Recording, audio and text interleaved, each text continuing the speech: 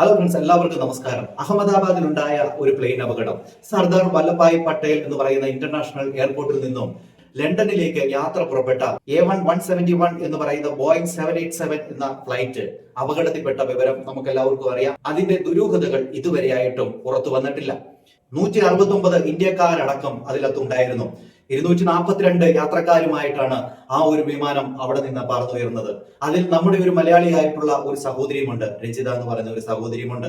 എന്നാൽ ഇവിടെ 625 അടി ഉയരത്തിൽ എത്തിക്കഴിഞ്ഞതിന് ശേഷം ഇത് നേരെ താപ്പോട്ട് പോവുകയായിരുന്നു. പോയതിനു ശേഷം BJ മെഡിക്കൽ കോളേജിന്റെ ഹോസ്റ്റലിന്റെ പുറത്തേക്ക് ഇത് ഇടിച്ചു കയറുകയായിരുന്നു. അങ്ങനെ ഈ വിമാനത്തിലുണ്ടായിരുന്ന ഒരാൾ ഒഴികെ ബാക്കി എല്ലാവരും മരണപ്പെടുകയും ആ ഹോസ്റ്റലിലുള്ളവരും സമീപപ്രദേശത്തുള്ളവരും കുറെ പേര് മരിച്ചു. എന്തുവായാലും ഈ ഒരു അപകടം നടന്നിട്ട് ഇന്നേക്ക് 10-11 ദിവസമായി. ഇതുവരെയായിട്ടും ഇതിന്റെ അന്വേഷണം എങ്ങും എത്തിയിട്ടില്ല. ഓരോരുത്തർ പറയുന്നു ഇതാണ് എന്നുള്ള ഒരു നിഗമനത്തിലല്ലാതെ ഇതിന്റെ കൃത്യമായിട്ടുള്ള ഒരു റിപ്പോർട്ട് ഇതുവരെ കിട്ടിയിട്ടില്ല. ഈ പറയുന്ന വിമാനത്തിന്റെ ബ്ലാക്ക് ബോക്സ് ഈ പറയുന്ന ബിൽഡിംഗിന്റെ, അതായത് BJ മെഡിക്കൽ കോളേജ് ബിൽഡിംഗിന്റെ പുറത്തു നിന്ന് കണ്ടെത്തി. അതായത് അപകടം നടന്ന ഒരു 2 ദിവസം കഴിഞ്ഞപ്പോഴത്തേന് അത് കിട്ടി. അതോടൊപ്പം തന്നെ CVR എന്ന് പറയുന്ന അതും കിട്ടി. അതും കുറച്ച് കേടുപാടൊക്കെ ഉണ്ടായിരുന്നു. അങ്ങനെയാണ് കിട്ടിയത്. എന്നാൽ ഈ ബ്ലാക്ക് ബോക്സും അതോടൊപ്പം തന്നെ CVR ഒക്കെ കിട്ടിക്കഴിഞ്ഞാൽ എന്താണ് സംഭവിച്ചത് എന്നുള്ളതൊക്കെ അറിയാനായിട്ട് പറ്റും. ഇപ്പോഴറിയുന്ന ഒരു വാർത്ത അനുസരിച്ച് നമ്മൾ നോക്കുകയാണെങ്കിൽ ഈ പറയുന്ന ബ്ലാക്ക് ബോക്സ് പ്രവർത്തനരഹിതമല്ല എന്നുള്ള ഒരു രീതിയിലാണ് വാർത്തകൾ വരുന്നത്.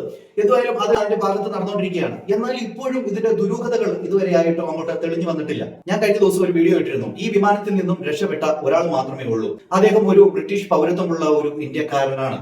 അദ്ദേഹത്തിന്റെ പേരാണ് വിശ്വാസ് കുമാർ രമേശ് എന്ന് പറയുന്ന ഒരു പുള്ളിക്കാരൻ. ഈ പുള്ളിക്കാരൻ അവിടെ നിന്ന് ഒരു കൂസലുമില്ലാതെ ഇറങ്ങി വരുന്ന ഒരു രംഗമാണ് നമ്മൾ കണ്ടത്. അതായത് അദ്ദേഹം ഒരു ഫോണും പിടിച്ചുകൊണ്ട്, എന്റെ സഹോദരൻ വരെ അതിലുണ്ടായിരുന്നു, മരണപ്പെട്ടിട്ടുണ്ട്, അതോടൊപ്പം തന്നെ ആ ഫ്ലൈറ്റിലുണ്ട് കൂടെ യാത്ര ചെയ്ത എല്ലാവരും ഇല്ലാതായി എന്ന് അറിഞ്ഞിട്ട് പോലും ഒരു കൂസലുമില്ലാതെ അവിടെ ഫോണും പിടിച്ചുകൊണ്ട് അതിലേക്കൂടെ ആ ഗേറ്റ് തുറന്ന് ഇറങ്ങി വരുന്ന ഒരു രംഗം നമ്മൾ കണ്ട് നമ്മൾ അതിനെക്കുറിച്ച് വാർത്ത എഴുതി ഇട്ടിരുന്നു.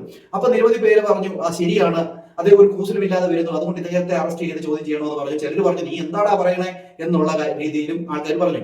ഇപ്പൊ ഞാൻ കുറച്ച് ഡൗട്ടോട് വെച്ച് തരാം. ഈ പറയുന്ന പുള്ളിക്കാരന്, അതായത് ഈ പറയുന്ന വിശ്വാസ് എന്ന് പറയുന്ന പുള്ളിക്കാരന് 20 വർഷമായിട്ട് ബ്രിട്ടീഷ് പൗരത്വമുള്ള ഒരു വ്യക്തിയാണ്. ഇദ്ദേഹത്തിന്റെ ഇന്റർവ്യൂ നിങ്ങൾ ഒന്ന് എടുത്ത് നോക്കൂ. ഇദ്ദേഹം ആ മീഡിയയോട് ഇംഗ്ലീഷിൽ സംസാരിക്കുന്നത് കേട്ട് കഴിഞ്ഞാൽ, നമ്മുടെ നാട്ടിൽ ഇപ്പൊ ഇംഗ്ലീഷ് മീഡിയത്തിൽ പോകുന്ന പിള്ളേർ പോലും നല്ല കറക്റ്റ് ആയിട്ട് ഇംഗ്ലീഷ് സംസാരിക്കും. പക്ഷെ ഇങ്ങനെ സംസാരിക്കുന്നത് കേട്ട് കഴിഞ്ഞാൽ അപ്പി തപ്പി തപ്പി തപ്പിയൊക്കെയാണ് പറയുന്നത്. അപ്പൊ അതെനിക്കൊരു എന്താ പറയാ, അതൊരു അത്ഭുതമായിട്ട് തോന്നി. എന്തുകൊണ്ടാണ് ഇദ്ദേഹം അത്രമാത്രം 20 വർഷമായിട്ട് അവിടെ താമസിക്കുന്ന, അവിടുത്തെ പൗരത്വമുള്ള ഒരു വ്യക്തി കുറച്ചെങ്കിലും ഒരു ഇംഗ്ലീഷ് നല്ല രീതിയിൽ പറയരുതോ എന്നൊക്കെ എനിക്കൊരു സംശയം തോന്നി. അതെന്താണെന്ന് വെച്ചാൽ നിങ്ങൾക്ക് തോന്നിയിട്ടുണ്ടെങ്കിൽ അത് കമന്റ് ചെയ്യുക. അത് കഴിഞ്ഞതിന് ശേഷം എനിക്ക് തോന്നിയ വേറൊരു കാര്യം എന്ന് വെച്ച് കഴിഞ്ഞാൽ, തീ അങ്ങനെ ആളിക്കത്തി പടരുകയാണ്. ആ വിമാനത്തിന്റെ ഉള്ളിൽ നിറച്ചും ഇന്ധനമായിരുന്നു. 1,26,000 ലിറ്റർ ആയിരുന്നു അതിനകത്ത് നിറച്ചിരുന്ന ഇന്ധനം. ആ ഇന്ധനം പൊട്ടി അതിങ്ങനെ തീ എന്ന് പറഞ്ഞു കഴിഞ്ഞാൽ വമ്പൻ തീയായിരുന്നു. അതോടൊപ്പം തന്നെ കറുത്ത പുകയാണ്. ഈ പുകയ്ക്കുള്ളിലൂടെയും ഈ തീക്കുള്ളിലൂടെയുമാണ് ഇദ്ദേഹം ഒരു ഫോണും വിളിച്ചുകൊണ്ട് ഒരു കൂസലുമില്ലാതെ ഇറങ്ങി വരുന്ന ഒരു രംഗം കണ്ടത്. ഇതൊക്കെ കണ്ടപ്പോൾ ആർക്കായാലും സംശയം തോന്നിപ്പോകും. നിങ്ങൾക്ക് എന്ത് തോന്നിയിട്ടുണ്ടെന്ന് നിങ്ങൾ കമന്റ് ചെയ്യുക. ഇനി നിങ്ങളോട് ഞാൻ പറയാൻ പോകുന്ന കാര്യങ്ങൾ നിങ്ങൾ ശ്രദ്ധിച്ചു നോക്കണം. അതിന് മുമ്പ് വീഡിയോ ആദ്യമായിട്ട് കാണുന്നെങ്കിൽ ചാനൽ സബ്സ്ക്രൈബ് ചെയ്തുകൊണ്ട് നിങ്ങൾ ഇത് കാണുക. അതോടൊപ്പം തന്നെ ഒന്ന് ലൈക്ക് നമുക്ക് ചെയ്തോളൂ, അതോടൊപ്പം കമന്റ് ചെയ്തോളുക. അപ്പൊ ഞാൻ ഓരോന്നായിട്ട് അങ്ങോട്ട് പറയാം. വേൾഡിലേക്കും ഏറ്റവും സേഫ് ആയിട്ടുള്ള ഒരു വിമാനം എന്ന് പറഞ്ഞു കഴിഞ്ഞാൽ ബോയിങ് 787 എന്ന് പറയുന്ന ഒരു വിമാനമാണ്. ഇതുവരെയായിട്ടും ഈ ഒരു വിമാനം അപകടത്തിൽപ്പെട്ടിട്ടില്ല. അത് നിങ്ങൾ ആദ്യം ഒന്ന് ഓർത്തിരിക്കുക. ഈ ഒരു വിമാനം ഒരു സേഫ് ആയിട്ടുള്ള വിമാനമാണ്. അതുകൊണ്ട് തന്നെ ഈ ഒരു വിമാനം ഇതുവരെയായിട്ടും ഒരു അപകടവും പറ്റിയിട്ടുള്ള വിമാനമല്ല. ഈ ഒരു വിമാനം ടേക്ക് ഓഫ് ചെയ്തതിനു ശേഷം ഒരു 30 സെക്കൻഡിനുള്ളിൽ ഈ ഒരു വിമാനം അവിടെ ക്രാഷ് ആകുകയാണ്. അത് മാത്രവുമല്ല, ഈ വിമാനത്തിന്റെ 2 എഞ്ചിനും തകരാറായി, അതുകൊണ്ടാണ് ഇത് സംഭവിച്ചത് എന്ന് പറഞ്ഞുകൊണ്ട് നിരവധി ആൾക്കാർ രംഗത്തെത്തിയിരുന്നു. അതാണ് ഇപ്പോൾ ഒരു നിഗമനമായിട്ട് വെച്ചിരിക്കുന്നത്. 2 എഞ്ചിനും തകരാറിലായി എന്നുള്ള ഒരു കാര്യം പറഞ്ഞിരിക്കുന്നത്. എന്നാൽ അത് നമുക്ക് അങ്ങോട്ട് വിശ്വസിക്കാനായിട്ട് പറ്റത്തില്ല. ഈ പറയുന്ന ബോയിങ് 787 എന്ന് പറയുന്ന ഒരു വിമാനത്തിന്റെ 2 എഞ്ചിനും ഒരേപോലെ തന്നെ എങ്ങനെ തകരാറിലായി എന്നുള്ളൊരു ചോദ്യം ഇപ്പോഴും ഇവിടെ നിൽക്കുകയാണ്. അത് ഒരു ചോദ്യം തന്നെയാണ്. കാരണം ഇത് പരിശോധിച്ചിട്ടാണ് ഇവിടുന്ന് ഫ്ലൈറ്റ് അങ്ങോട്ട് വിടുന്നത്. എല്ലാ കാര്യങ്ങളും അവരൊന്ന് പരിശോധിക്കുക. അവിടെ നിർത്തി കഴിഞ്ഞാൽ അവരുടെ ഒരു ചെക്കിംഗ് ഇൻസ്പെക്ടർ പോലത്തെ ഒരാൾ വന്നിട്ട് ഇതെല്ലാം ചെക്ക് ചെയ്തിട്ട് എല്ലാം ഓക്കെ ആണെന്ന് കാണുമ്പോഴാണ് ഇത് അവിടുന്ന് പറത്താനായിട്ടുള്ള പെർമിഷൻ കൊടുക്കുന്നത്. അത് മാത്രമല്ല, ഈ ഫ്ലൈറ്റിന്റെ ക്യാപ്റ്റൻ സുമിത് അഗർവാൾ എന്ന് പറയുന്ന ഒരു വ്യക്തി, ഇദ്ദേഹം 9,300 അവേഴ്സ് ഫ്ലൈറ്റ് പറത്തിയിട്ടുള്ള ഒരാളാണ്. അത് മാത്രമല്ല, ഇദ്ദേഹം കുട്ടികൾക്ക് ഈ ഫ്ലൈയിങ് ഒക്കെ പഠിപ്പിക്കുന്ന ഒരു വ്യക്തിയുമാണ്. അതോടൊപ്പം തന്നെ കോപ്പായിട്ട് നല്ല എക്സ്പീരിയൻസ് ഉള്ള ഒരു വ്യക്തിയാണ്. അതുകൊണ്ട് തന്നെ ഇദ്ദേഹത്തിന് ഫ്ലൈറ്റ് ഓൺ ചെയ്യുമ്പോൾ തന്നെ ഈ കാര്യങ്ങളെ കൃത്യമായിട്ടും മനസ്സിലാക്കാനായിട്ട് സാധിക്കും. അത് ഒരു പോയിന്റ് ആയിട്ട് നിങ്ങളൊന്ന് നോട്ട് ചെയ്ത് വെച്ചോണം. ഇതുകൊണ്ട് പൊങ്ങിക്കഴിഞ്ഞതിന് ശേഷം കുറച്ചു നേരം കഴിഞ്ഞ് 625 ഫീറ്റിലേക്ക് എത്തിക്കഴിഞ്ഞപ്പോഴത്തേനും ഇദ്ദേഹം പറഞ്ഞത്, അതായത് ഈ പൈലറ്റുമാർ പറഞ്ഞത് മേഡേ എന്ന് പറഞ്ഞൊരു വർത്തമാനം മാത്രമേ അവർ പറഞ്ഞിട്ടുള്ളൂ.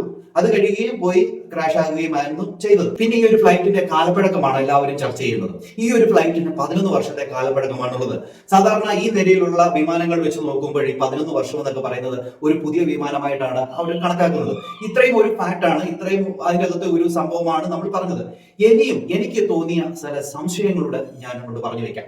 ഇത് നിങ്ങളൊന്ന് കേൾക്കുക. കേട്ടതിന് ശേഷം നിങ്ങളുടെ അഭിപ്രായങ്ങൾ നിങ്ങൾ കമന്റ് ചെയ്യും. ഈ അപകടം നടക്കുന്നത് ജൂൺ 12-ാം തീയതി ഉച്ചയ്ക്കാണ്.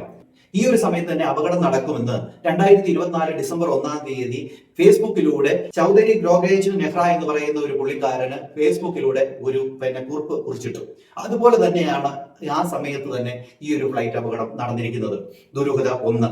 പിന്നെ അതുപോലെ തന്നെ മിഡ് ഡേ എന്ന് പറയുന്ന അഹമ്മദാബാദിലെ ഒരു പത്രത്തിന്റെ ഫ്രണ്ട് പേജിൽ ഒരു ഫ്ലാറ്റിലേക്ക് ഫ്ലൈറ്റ് ഇടിച്ച് കയറി നിൽക്കുന്നതായിട്ടുള്ള ഒരു ചിത്രവും അവർ പങ്കുവച്ചിരുന്നു. അതിൽ എയർ ഇന്ത്യ എന്നാണ് എഴുതിയിരിക്കുന്നത്. അപ്പൊ അത് രണ്ടാമത്തെ ഒരു ദുരൂഹതയായിട്ട് അവിടെ നിൽക്കുന്നു. അത് മാത്രവുമല്ല, ഈ ഒരു വിമാന അപകടം ഉണ്ടാകുന്നതിന് 4 മണിക്കൂർ മുമ്പാണ് ഈ ഒരു പത്രം പ്രസിദ്ധീകരിച്ചിരിക്കുന്നത്. അതുകൊണ്ട് നിങ്ങളൊന്ന് നോട്ട് ചെയ്ത് വെക്കുക. അടുത്തൊരു കാര്യം എന്ന് പറഞ്ഞു കഴിഞ്ഞാൽ, ഗുജറാത്ത് മുൻ മുഖ്യമന്ത്രിയായിട്ടുള്ള വിജയ് രൂപാണി ഇതിലുണ്ടായിരുന്നു. അദ്ദേഹവും മരണപ്പെട്ടു. അദ്ദേഹത്തിന്റെ ഒരു ലക്കി നമ്പറാണ് 1206 എന്നുള്ളത്. അദ്ദേഹത്തിന്റെ വണ്ടികൾക്കൊക്കെ ശ്രദ്ധിച്ചു നോക്കിക്കഴിഞ്ഞാൽ ഈ ഒരു ലക്കി നമ്പറാണ് അദ്ദേഹം ഉപയോഗിച്ചിരിക്കുന്നത്. ഇദ്ദേഹം മരണപ്പെട്ട ദിവസവും ഈ പറയുന്ന 1206, അതായത് 12 ജൂൺ, അതേ സെയിം ദിവസം തന്നെയാണ് ഇദ്ദേഹം മരണപ്പെട്ടത്. അതും ദുരൂഹത ഉയർത്തുന്ന ഒരു കാര്യം തന്നെയാണ്. പിന്നെ ഒരു കാര്യം, 2 എഞ്ചിനും തകരാറായിരിക്കെ ഈ വിമാനം എന്തിനു പറത്തി? ഇത്ര എക്സ്പീരിയൻസ്ഡ് ആയിട്ടുള്ള പൈലറ്റുമാർ ഈ ഒരു വിമാനം എന്തിനു വേണ്ടി പറത്തി? ഇത് പറത്താൻ പാടില്ലായിരുന്നു. അവരെന്തിനിത് പറത്തി? ഇവര് അപ്പൊ തന്നെ മനസ്സിലായി കാണും, അങ്ങോട്ട് പൊങ്ങിയില്ല, അപ്പൊ തന്നെ ഈ സംഭവം ഇതായതുള്ള കാര്യം അവർക്ക് കൃത്യമായിട്ട് അറിയാം. അതേപോലെ ഇവര് ഓൺ ചെയ്യുമ്പോൾ തന്നെ ഇവര് ഇതിനുള്ള പ്രശ്നം ഉണ്ടെന്നുള്ളത് ഇവർക്ക് മനസ്സിലാവും. ഇവരെല്ലാം ചെക്ക് ചെയ്തിട്ടാണ് കയറിയിരിക്കുന്നത്. അത് മാത്രമല്ല, വെളിയിൽ ഇത് ചെക്ക് ചെയ്യാനായിട്ട് വേറെ ആൾക്കാരും ഉണ്ട്. അങ്ങനെയൊക്കെ ഇരിക്കുമ്പോൾ ഇത് എന്തിന് പറത്തി എന്നുള്ളൊരു ചോദ്യം അവിടെ ഉണ്ട്. ഇത് ഏവിയേഷന്റെ ചരിത്രത്തിൽ പോലും ഇത് ആദ്യമായിട്ടാണ് ഇങ്ങനത്തെ ഒരു സംഭവം ഉണ്ടായിരിക്കുന്നത്.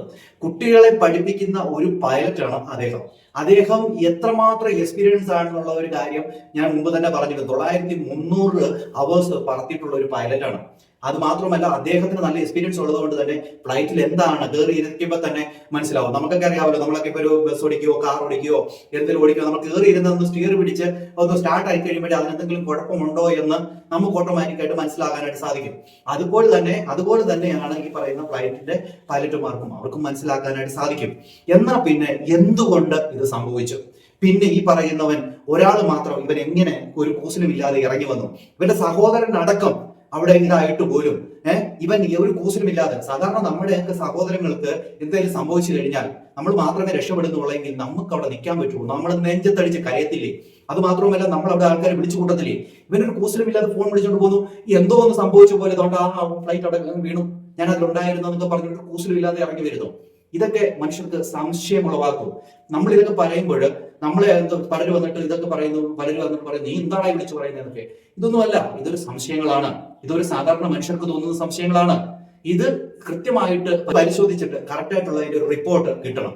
അതുവരേക്കും ഇത് ഇങ്ങനെ ഒരു കാര്യമായിട്ട് നിൽക്കും. അത് മാത്രമല്ല, ഗുജറാത്ത് മുഖ്യമന്ത്രിയായിട്ടുള്ള വ്യക്തി, അദ്ദേഹത്തിന്റെ ഫാൻസി നമ്പർ ആയിട്ടുള്ള, അദ്ദേഹത്തിന്റെ ലക്കി നമ്പർ ആയിട്ടുള്ള 12/6 ആ ദിവസം തന്നെ ഇത് സംഭവിക്കുകയും അതോടൊപ്പം തന്നെ അവിടുത്തെ പത്രത്തിൽ ഈ ഒരു എയർ ഇന്ത്യ ഒരു ഇതിലേക്ക് ബിൽഡിങ്ങിലേക്ക് ഇടിച്ചു കയറുന്ന ഒരു ചിത്രം പ്രചരിക്കുകയും അതോടൊപ്പം തന്നെ ഇതിനു മുമ്പ് തന്നെ ഈ ദിവസം ഇങ്ങനെ ഒരു അപകടം ഉണ്ടാകുമെന്ന് ഫേസ്ബുക്കിന്റെ അകത്ത് പോസ്റ്റ് ഇടുകയൊക്കെ ചെയ്യുമ്പോൾ ഇതിലെന്തോ ഒരു സംഭവമുണ്ട്. അത് എന്റെ ഒരു സംശയമാണ്. എന്റെ പൊന്നു പ്രേക്ഷകരെ, നിങ്ങൾക്ക് എന്താണ് തോന്നുന്നത്? നിങ്ങൾക്ക് എന്താണ് ഞാൻ പറഞ്ഞതിനോട് നിങ്ങൾക്ക് എന്തെങ്കിലും അഭിപ്രായ വ്യത്യാസമുണ്ടെങ്കിലോ ഞാൻ പറഞ്ഞതിൽ എന്തെങ്കിലും തെറ്റുണ്ടെങ്കിലോ ഒക്കെ നിങ്ങൾക്ക് തിരുത്താം. കഴിഞ്ഞൊരു വീഡിയോയിൽ ഞാൻ 242 എന്നാ പറയാൻ വന്നത്, പക്ഷേ പറഞ്ഞു വന്നപ്പോഴത്തേന് അത് 142 എന്നായി. അപ്പോഴത്തേന് പ്രേക്ഷകർ എന്നെ തിരുത്തി തന്നു.